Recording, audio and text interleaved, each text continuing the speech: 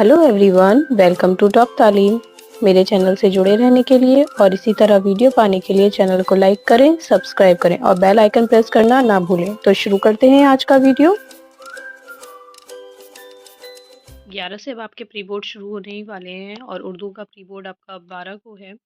इसीलिए अब हम आपका प्री बोर्ड का जो प्रीवियस ईयर पेपर है वो आज हम सॉल्व करेंगे ताकि आपको आने वाली प्री बोर्ड में मदद मिले।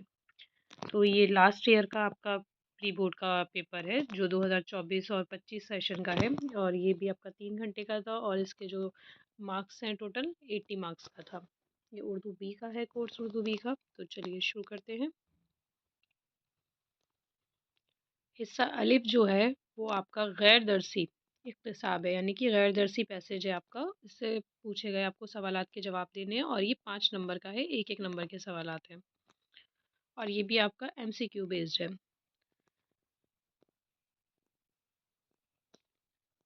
हज़रत महल का असल नाम मोहम्मदी दी बेगम था। वो उस साहबे इल्म व फाजिल ताजदार वाजिद अली शाह की मलिका थीं जिससे अंग्रेज़ों ने ऐश और नाहिल करार देते हुए फरवरी 1856 में माजूल कर दिया था। माजूल कर दिया यानी कि उनको तख्त से उतार दिया था।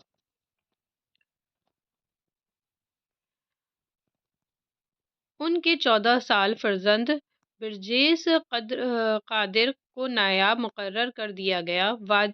वाहिद अली शाह मार्च 1856, ये वाहिद नहीं वाजिद होगा, वाजिद अली शाह मार्च 1856 में लंदन जाने के इरादे से कोलकाता रवाना हुए।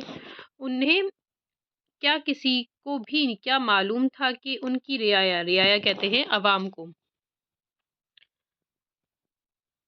गम व गुस्सा साल भर की मुद्दत में एक तूफान की शक्ल इख्तियार कर लेगा और जिस पर पर्दा नशी बीबी और कमसिन शहजादे को खुद अंग्रेज़ों ने बेज़र समझते हुए आज़ाद छोड़ दिया था, वही उनके खिलाफ हथियार उठाएंगे। 10 मई 1857 को मेरठ छावनी के हिंदुस्तानी सिपाहियों ने बगावत का अलम बुलंद किया और देखते ही देखते सारे शुमाली हिंद में अंग्रेज़ों के खिलाफ बगावत शुरू हो गई, यानी कि अंग्रेज़ों के खिलाफ सब लड़ना शुरू हो गए थे। तो उसी से मुताल्लिक आपको सवालात के देने हैं जवाब। पहला सवाल है, हजरत महल का असल नाम क्या था? तो ऑप्शन ए बेगम महल, मोहम्मदी बेगम, शाह बेगम, अहमदी बेगम। तो इनका असल नाम ऑप्शन बी इसका सही हो जाएगा, मोहम्मदी बेगम था। इसके बाद सवाल नंबर 2 है,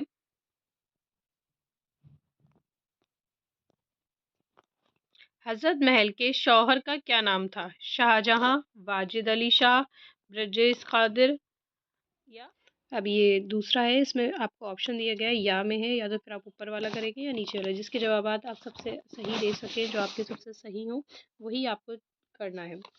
ये देखते हैं, अच्छे लोगों और अच्छी किताबों की सोहबत के अलावा तीसरी चीज़ जो है ज़िंदगी की बुनियाद है वो है काम, यानी कि काम क्या है? ज़िंदगी की बुनियाद है। इससे मुताल्लिक हमारे सदर मोहतरम जाकिर हुसैन ने, यानी कि जो हमारे प्रेसिडेंट थे जाकिर हुसैन साहब, उन्होंने अपने खुतबे में क्या लिखा है? काम बेमकसद नहीं होता। काम यानी कि काम जो है वो बेमकसद नहीं होता, उसका कुछ ना कुछ मकसद होता है।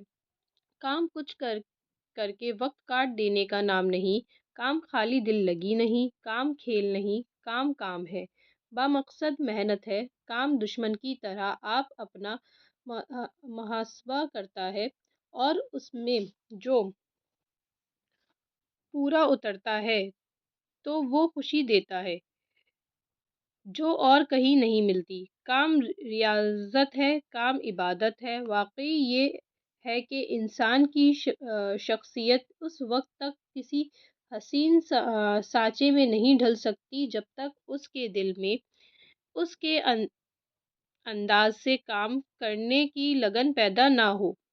हक़ीर से हक़ीर काम में माना और लुत्फ़ पैदा हो सकता है, बशर्ते काम करने वाला का रिश्ता बड़े मकसद के साथ कायम करे। ज़िंदगी खुदा का एक अनमोल अतिया है।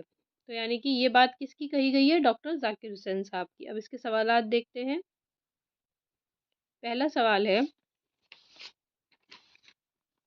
تین چیزیں جو زندگی کی بنیاد ہیں اس میں سے ایک ہے اچھی کتابیں، اچھی صحت، اچھی گاڑی، اچھا گھر۔ تو آپشن اے اس کا صحیح ہو جائے گا، اچھی کتابیں۔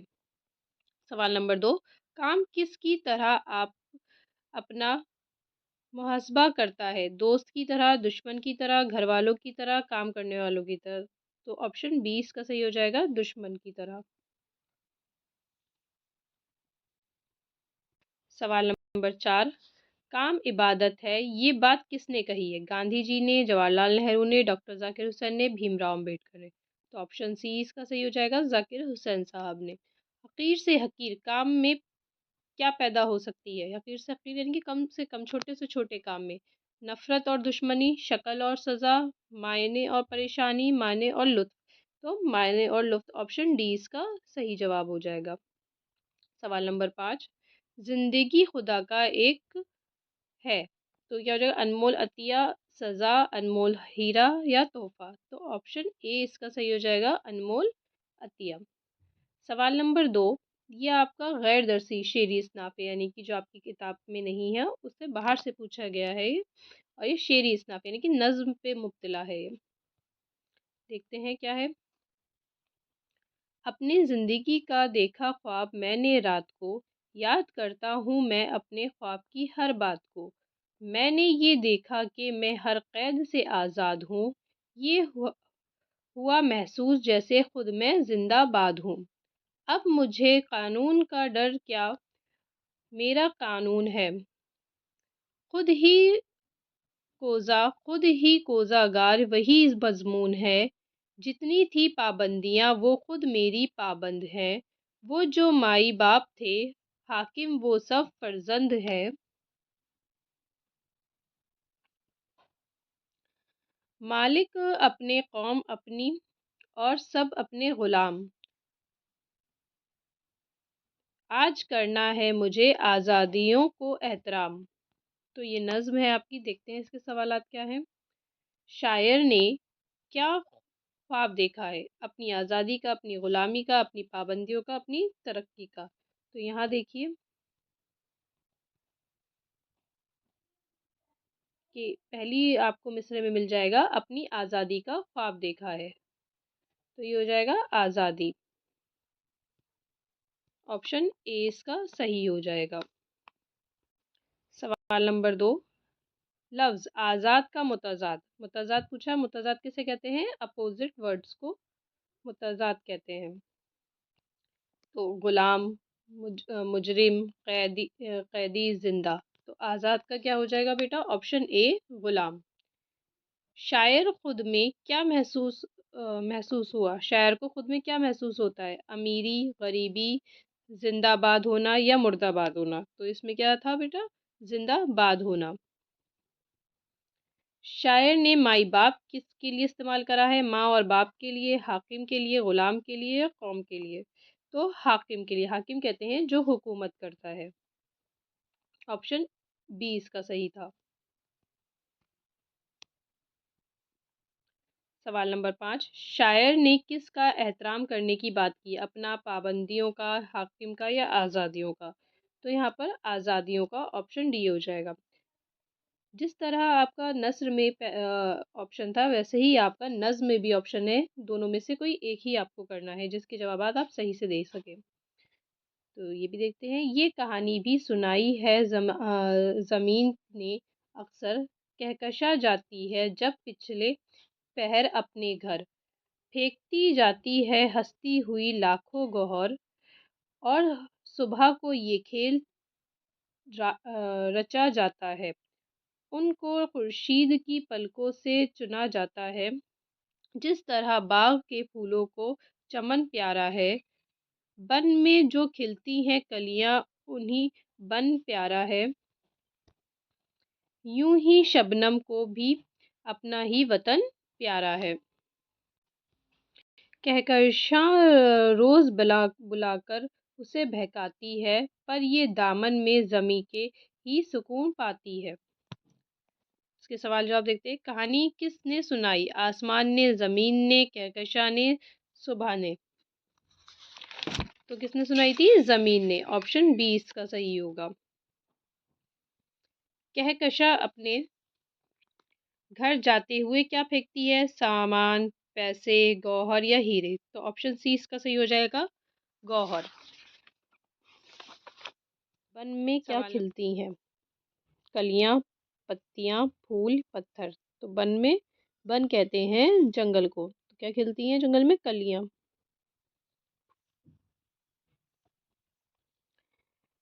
شاعر کے مطابق اپنا وطن کسے پیارا ہے؟ شاعر کو، باغ کو، پھولوں کو، شبنم کو. تو شبنم کو. شبنم کہتے ہیں اوس کی بوندوں کو. شبنم.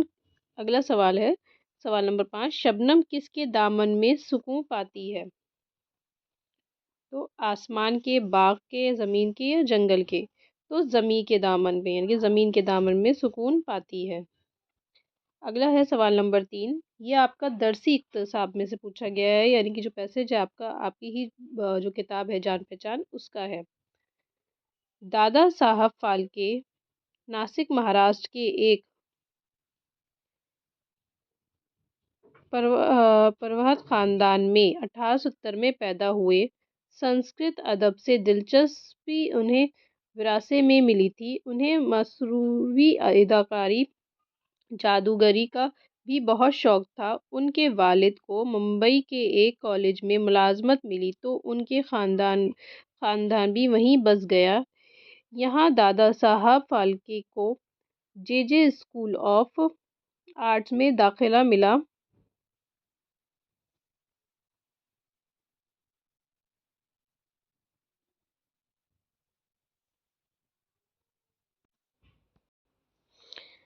مل گیا. انہوں نے دوسرے فنون کے ساتھ فوٹوگرافی کی بھی تربیت حاصل کی. انہوں نے ایک پریس بھی قائم کی. 1910 کی بات ہے کہ کرسمس کے موقع پر وہ film life of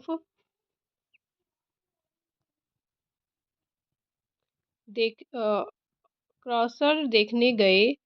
cinema hall سے گھر لوٹتے وقت انہوں نے اپنی آئندہ زندگی کا منصوبہ بنا لیا. آئندہ یعنی کہ آنے والی زندگی کا منصوبہ پلان بنا لیا. گھر پہنچ کر دادا صاحب نے اپنی بیوی سے اس فلم کے دوسرے شو میں ساتھ چلنے کے لیے کہا. جب وہ حضرت عیسیٰ کی زندگی پر بنی فلم دیکھ رہے تھے تو شری کرشن کے بارے میں فلم بنانے کا خاکے اپنی بیوی کو سمجھاتے جا رہے تھے. یعنی کہ فلم کس کے اوپر دیکھ رہے تھے؟ وہ حضرت عیسیٰ کے اوپر. اور کس کے اوپر بنانے کی سوچ رہے تھے؟ شری کرشن کے بارے میں. تو دیکھتے ہیں اس کے سوال. دادا صاحب پھالکے کہاں پیدا ہوئے تھے؟ دلی میں، جے پور میں، کشمیر میں، ناسک میں. تو وہ کہاں پیدا ہوئے تھے؟ ناسک مہاراشٹر میں. آپشن ڈی اس کا صحیح ہو جائے گا. سوال نمبر 2. لفظ پروت کے کیا معنی ہے؟ راجا. سوال نمبر 2. لفظ پروہت کے کیا معنی ہے؟ راجا، پجاری، گیانی، گرو. تو پروہت کے معنی ہوتے ہیں پجاری کے. آپشن بی اس کا صحیح ہو جائے گا. سوال نمبر 3. دادا صاحب پھالکے کے والد کو کہاں ملازمت ملی؟ یعنی کہ کہاں انہوں نے نوکری کری تھی؟ اسکول میں، سنیما ہال میں، کالج میں یا پریس میں. تو انہوں نے کالج میں نوکری کری تھی، ملازمت کری تھی. دادا صاحب پھالکے نے فلم لائف آف کرائسٹ کب دیکھی؟ تو دیوالی کے موقع پر، عید کے موقع پر، بیساکھی کے یا کرسمس کے. تو کرسمس کے موقع پر دیکھی تھی انہوں نے. آپشن ڈی اس کا صحیح ہوگا. دادا صاحب پھالکے نے اپنی بیوی سے کس کے بارے میں فلم بنانے کی بات کری؟ شری کرشن کے، حضرت عیسیٰ کے، اپنی زندگی کے، اپنی والد کے. تو آپشن اے اس کا صحیح ہو جائے گا، شری کرشن کے. سوال نمبر 4. درج ذیل درسی شعری اقتصاب ہے، یعنی کہ یہ آپ کی ہی جان پہچان کا ہے. کون سا ہے دیکھتے ہیں. ہر چیز سے پیدا خدا کی قدرت ہے، کوئی بڑا کوئی چھوٹا، اس کی حکمت ہے، بڑا جہاں میں تجھ کو بنا دیا اس نے، مجھے درخت پہ چڑھنا سکھا دیا اس نے۔ قدم اٹھانے کی طاقت نہیں ذرا تجھ میں، نری بڑائی ہے خوبی ہے اور کیا تجھ میں، جو تو بڑا ہے تو مجھ سا ہنر دکھا، یہ چھالیاں یہ ذرا توڑ کر تو دکھا مجھ کو، نہیں ہے چیز نکمی کوئی زمانے میں، کوئی برا نہیں قدرت کے کارخانے میں۔ یہ کون سی نظم سے لیا گیا؟ پہاڑ اور گلہری کا ہے آپ کا۔ کوئی بڑا کوئی چھوٹا، تو آپشن بی اس کا صحیح ہو جائے گا، گلہری کو چڑھنا سکھایا ہے۔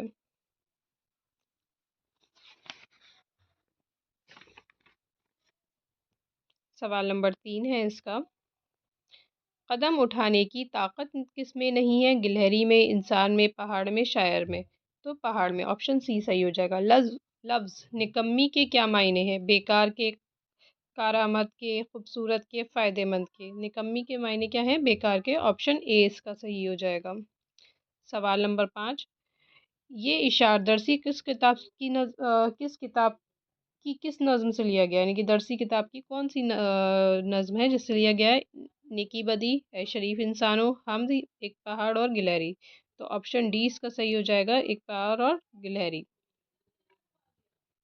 اب آتے ہیں حصہ باپ، یعنی کہ رائٹنگ اسکل ہے۔ اس میں سوال نمبر 5 ہے، جس میں آپ کو مضمون کرنا ہوتا ہے 250 الفاظ پہ، اور یہ بیٹا آپ کا 10 نمبر کا ہوتا ہے، 250 الفاظ پر لکھنا ہے آپ کو۔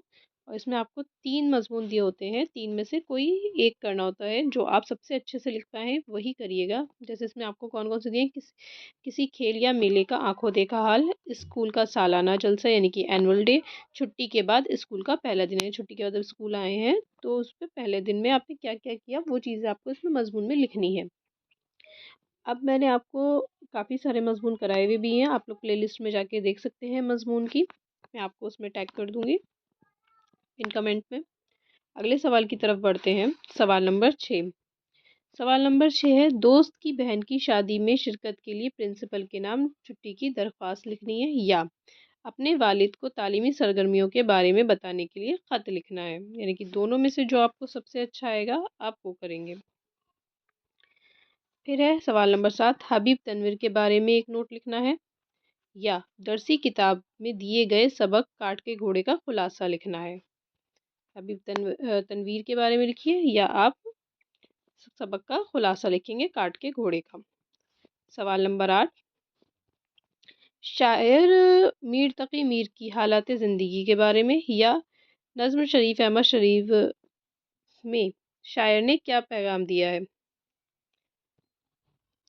یا نظم اے شریف انسانوں میں شاعر نے کیا پیغام دیا ہے اس کے بارے میں، یعنی کہ مرکزی خیال آپ لکھ سکتے ہیں اس میں۔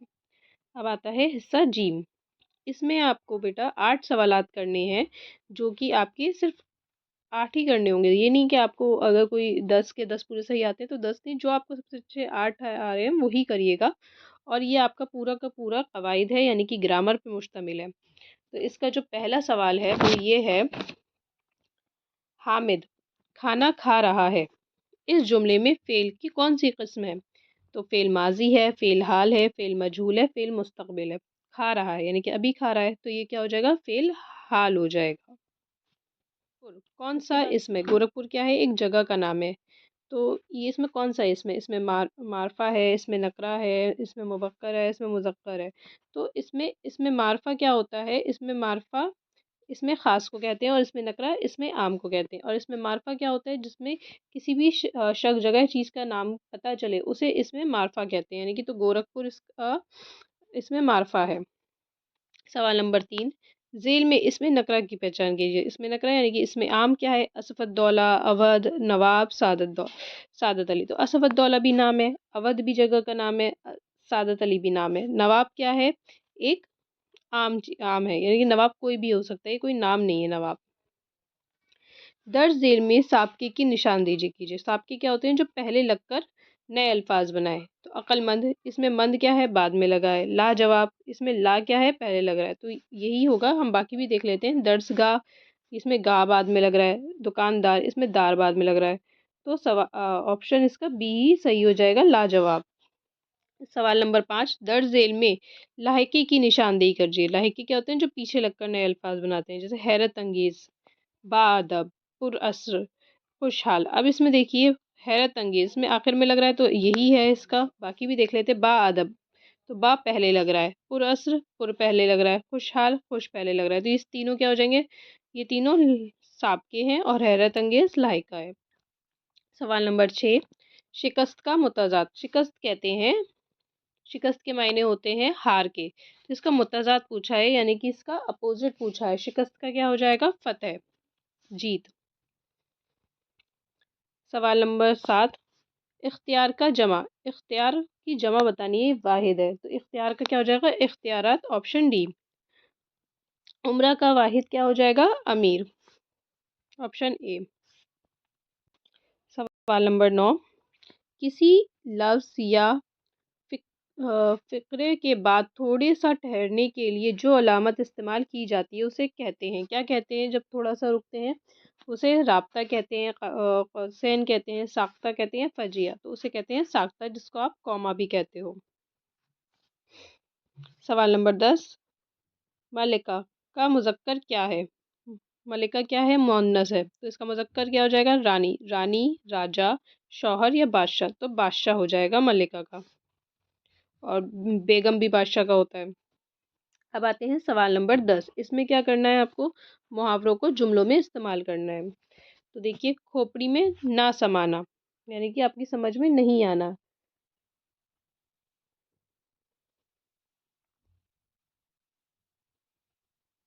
ہاں، تو اس کے لیے آپ کیا جملہ بنا سکتے ہیں؟ جیسے کہ نہ سمجھ آدمی کو کتنا بھی سمجھاؤ اس کی کھوپڑی میں نہیں سماتا ہے، یا نہیں سمجھ میں آتا ہے۔ بھیس بدلنا،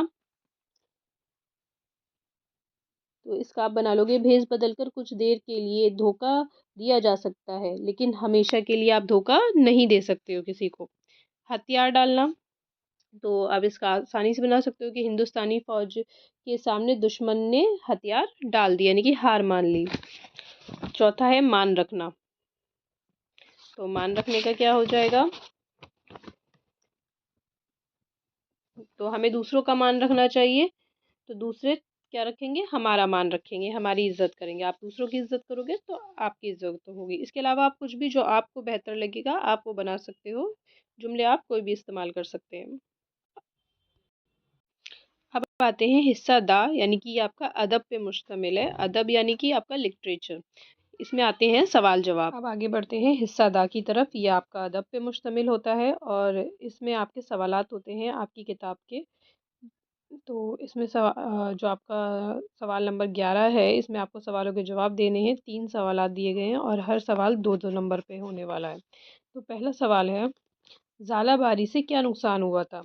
تو ژالہ باری یعنی کہ جو برف، جو یعنی کہ اولے گرے تھے، تو اس سے کیا نقصان ہوا تھا اس کے کھیتوں کو، لنچوں کے؟ تو ژالہ باری سے جو درخت تھے، درختوں کے سارے پتے تھے، وہ اب سارے تباہ ہو گئے تھے، اور جو غلے کے کھیت تھے وہ اس کا سارا کا سارا کیا ہو گیا تھا؟ ستیہ ناش ہو گیا تھا۔ مٹر کی بالیاں اور پودے، جو تازے پھول تھے، وہ سارے کے سارے کیا ہو گئے تھے؟ ٹوٹ کے بکھر گئے تھے، یعنی کہ کافی زیادہ نقصان ہوا تھا۔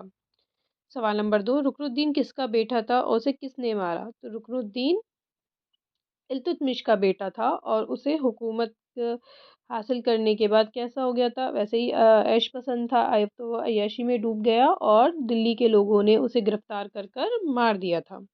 سوال نمبر 3، بندوق کی سست رفتاری کا اثر کن کن لوگوں پہ پڑا تھا؟ تو بندوق کی سست رفتاری کا اثر پیچھے آنے والے تمام لوگ جو تھے، یعنی کہ کار میں بیٹھے وزیر، کارخانداروں، سیٹوں، انجینئر، فوجیوں، عورتوں، کالج اور اسکول کے بچوں، ریل کے ڈرائیوروں وغیرہ پر، یعنی کہ سب پہ پڑا تھا جو اس کے پیچھے آ رہے تھے۔ اب آگے بڑھتے ہیں سوال نمبر 12۔ سوال نمبر 12 یہ ایک ایک نمبر کا ہے۔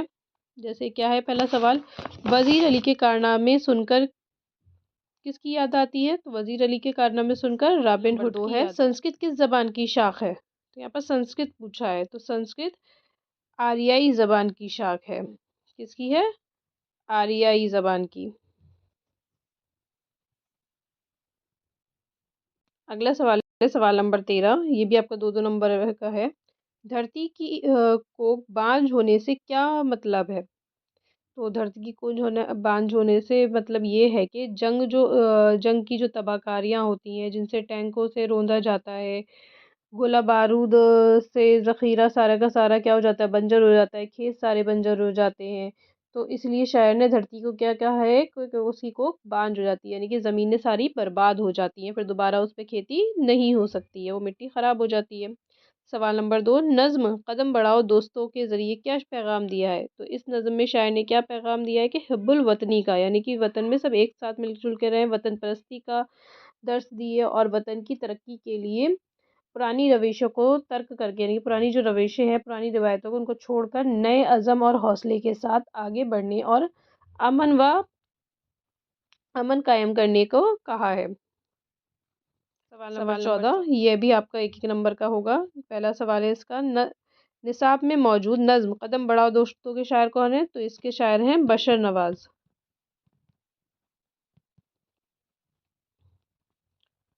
سوال نمبر 2، نصاب میں شامل ساحر لدھیانوی کی کون سی نظم ہے؟ تو وہ ہے اے شریف انسانو.